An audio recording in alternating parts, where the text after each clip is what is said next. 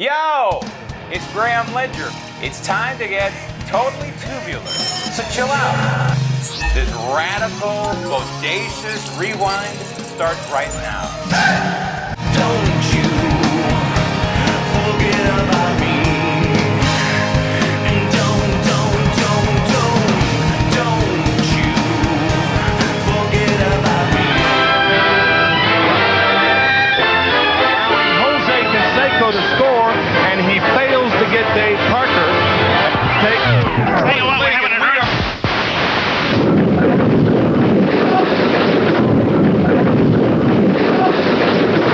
The latest word on the magnitude of this quake is 6.9, at least that's the reading. 4 seconds into it, we turned around and we saw this go, and it just quietly Very dramatic. collapsed. I've been in the Bay Area for about 20 years.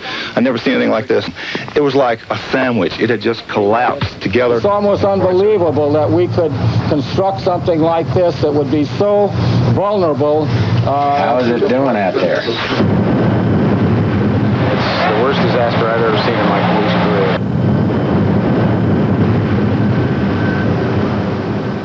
We saw a body bag down the street, and it puts everything into perspective, you know. I mean, I have nowhere to live, but I'm not in that body bag, so.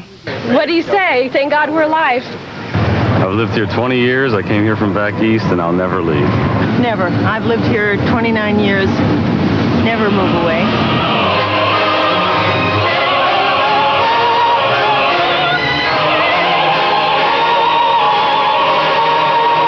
If this isn't the big one, I don't know what would be left of this town if we got anything bigger than what we had.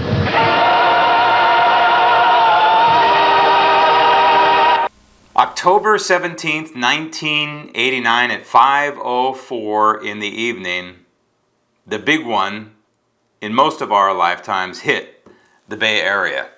It was not centered in San Francisco. The epicenter was south of San Francisco. They called it the Loma Prieta Earthquake. And Loma Prieta is an area, kind of a mountainous area around Santa Cruz, which is about, 60, 70 miles south of San Francisco, maybe 80 miles south. And I was working as a news anchor at the Salinas television station. The market was Santa Cruz, Salinas, and Monterey together.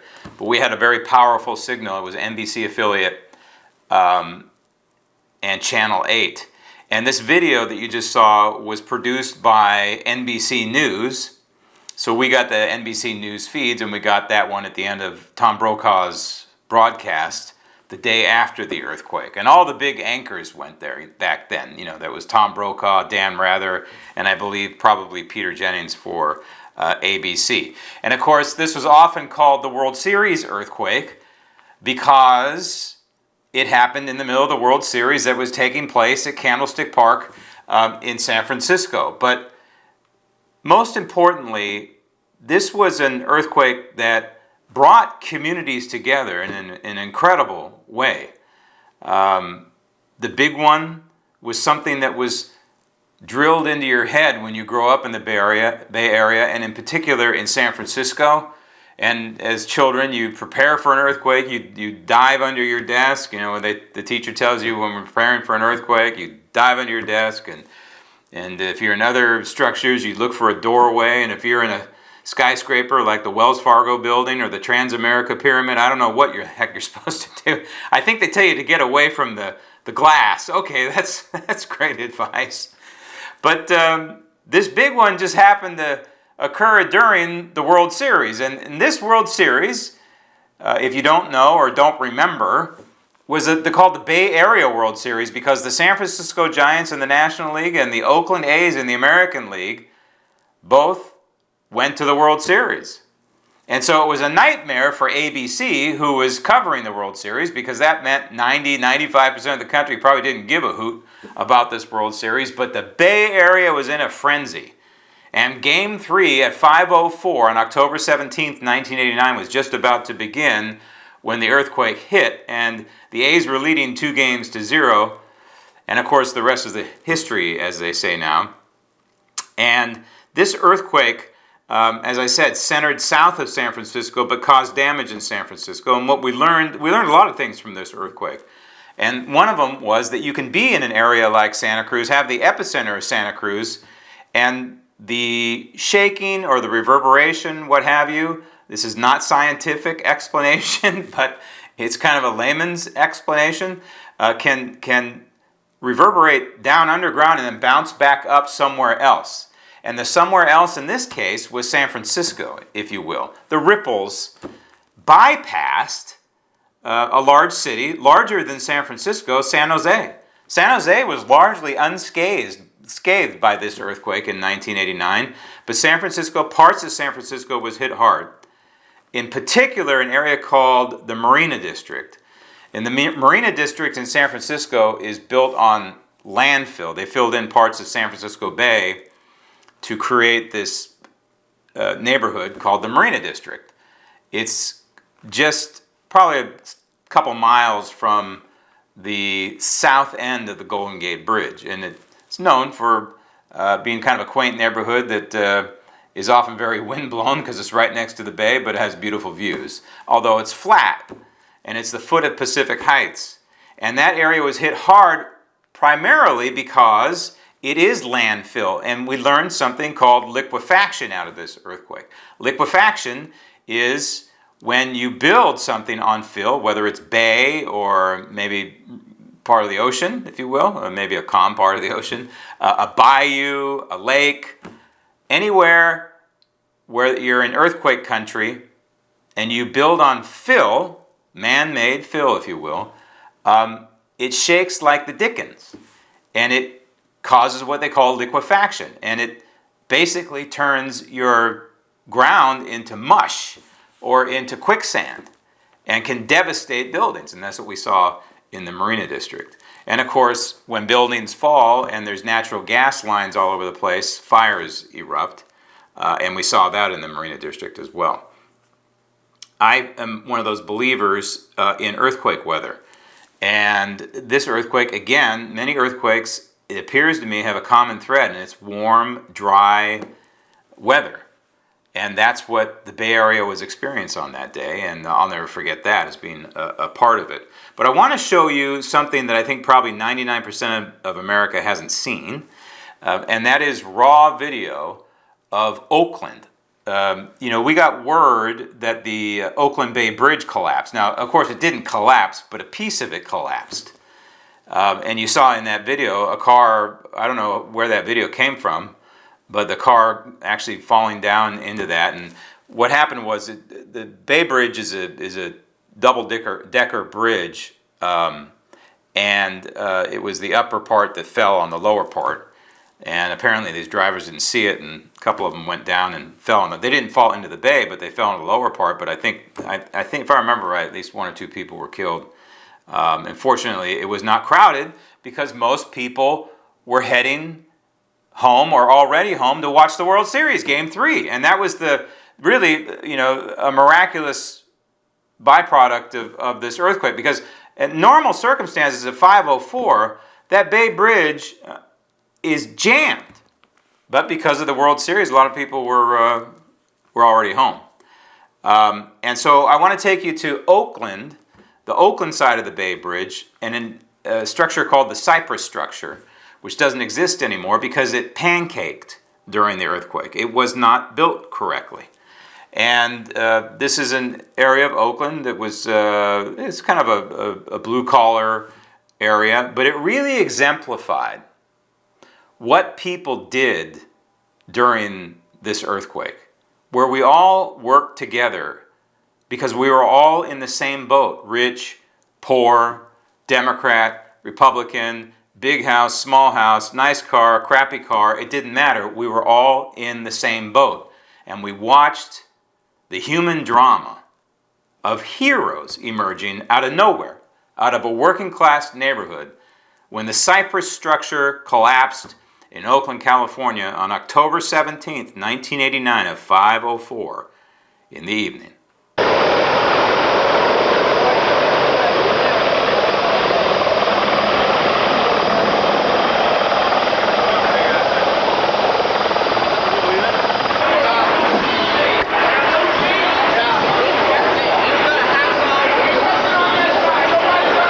Nature nature's inhumanity fired people's humanity.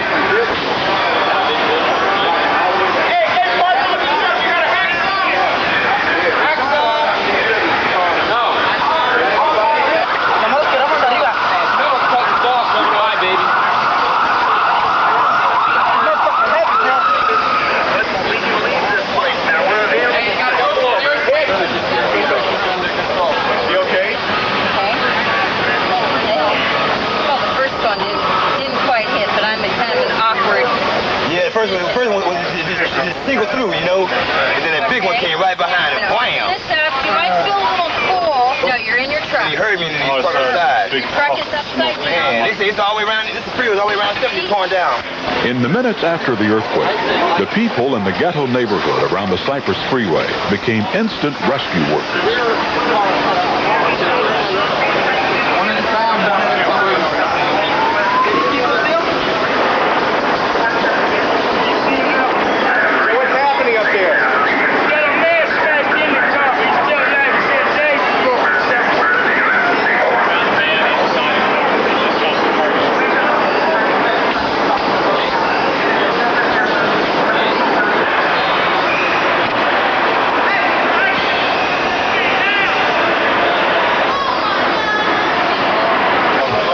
Two people stuck in there and they're trying to get a hydraulic jack to get them out. Somebody's close to this guy was in there. Yeah, there's a lot of people and there's a woman in there right now. She's trapped in there. We need a hydraulic jack to get her out of there. We got a green iron for the aftershake. I mean, seriously, she's hurt. Her leg is broke. This man right here went in there. Hey, Wood, come here. What's going on in there? Sir, it's total chaos. It's terrible. Terrible. There's a lot of people in there. There's tent. Most of them, we got most of them out, but there's quite a few that just no help. Okay, what about the lady? Hey, we're trying to get her out now. There's a couple of guys under there with her, talking to her. They didn't know the victims, but it didn't matter. Their first instinct was to help. Okay.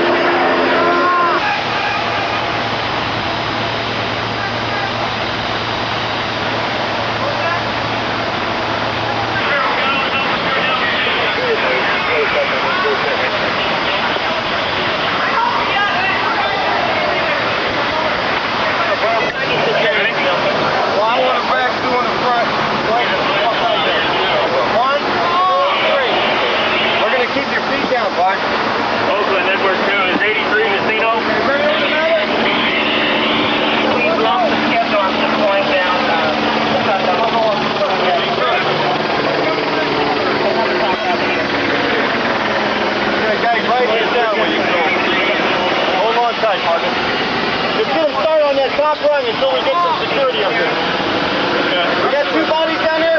Yeah. All right. We're going to going down. Hey, this is going to get real tight now. Okay. Firemen never want you on their ladder. This time, they needed the extra muscle.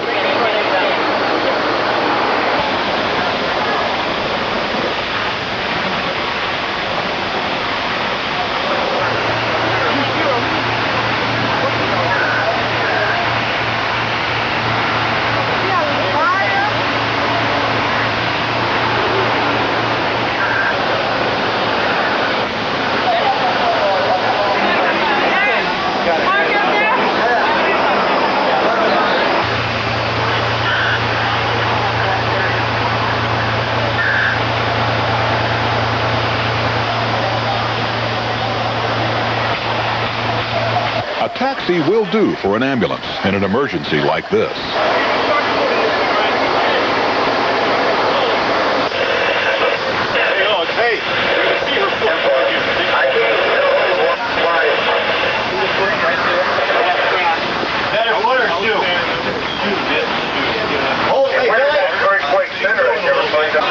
The neighborhood is also an industrial zone.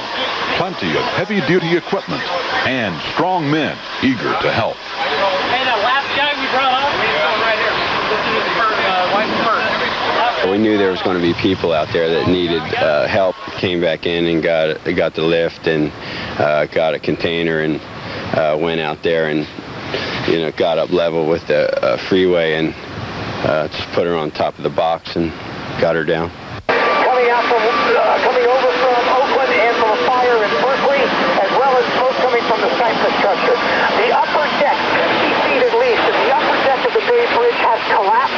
It collapsed onto the lower deck and then went into the water.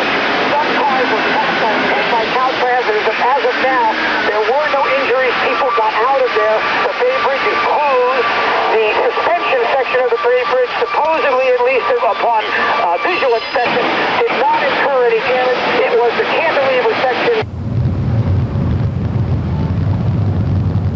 That video also compliments of NBC. That was a feed that we were privy to, being an NBC affiliate, that I'm sure just got lost in the shuffle. Because after a major event like this, there's video flying in from all directions. And it's one of those times where you are not only reporting the news as an anchor, which is what I was back then, and a reporter, but you're also part of the story. And it's devastating after an earthquake, just like any natural disaster in this country or around the world, whether it's a hurricane or a tornado or what have you. There's no electricity. There is no gasoline available. Stations are all shut down. Roads were torn apart, as you saw in that video, certainly that one section of Oakland. And of course, there's no water. And so people pulled together. Again, rich or poor pulled together. And companies donated their time and their effort and their resources. Like Anheuser-Busch, Budweiser, there is a bottling and a canning plant, a brewery in Fairfield, California, which is about 45 minutes northeast of San Francisco and about 2.5 hours from where I was from. But somehow these cans of water, filled by Anheuser-Busch, it says drinking water on this, donated by Anheuser-Busch, Fairfield, California, drinking water not for sale, 12 fluid ounces, and on the back it says used by 11/15/89, so it's well past the expiration. But I'll tell you what, in an emergency, I would drink this. I mean, why not? But this is an example of what the community did and what we did to pull together. AM radio played a huge role post-earthquake. Remember, this was pre-internet, pre-social media, pre-citizen journalists, and the only thing you could rely on were the journalists like myself. And we were the only station broadcasting in the Bay Area because we had a transmitter that wasn't knocked down by the earthquake, and we had a generator that kicked in almost immediately, about 2 minutes after the earthquake. I was doing the news at the time, and I dove under the desk. There's no video of that because we were doing a reporter's story at the time, but I dove under the desk. The lights were shaking above me, and the cameras were moving around the studio, and I said to the floor director, it was just me and the floor director, and it's pitch black when the power goes out. And I said, hey, Gene, his name was Gene. Hey, Gene, are you okay? He said, yeah. Are you okay? I said, yeah. And holy cow, this was the big one. It's the only thing that's running through your mind at the time. But people pulled together. And that's what we did back then. It was really maybe one of the best moments for that portion of the country in its history. As much as it was tragic and horrible and a nightmare to live through, trust me. The earth shook, the sky burned, but heroes emerged. And I'll leave you with just a couple of minutes less of my reporting from October 17th, 1989, and thereabouts afterwards. I'm Graham Ledger. Later. I don't have to tell you, it has been a very, very long 30 hours indeed. I just want to take a breath and recap exactly what has been going on here at the Pacific Garden Mall, as you said. Good evening. Aftershock from the nation's second deadliest earthquake in history continuing to be felt tonight. Mother Nature's aftershocks and the shock coming after such a devastating shaker. At 3:15 in the morning this morning, just when things were seemingly returning to normal, another earthquake, an aftershock of 5.1 on the Richter scale, striking early today. It was preceded and then followed by several other smaller...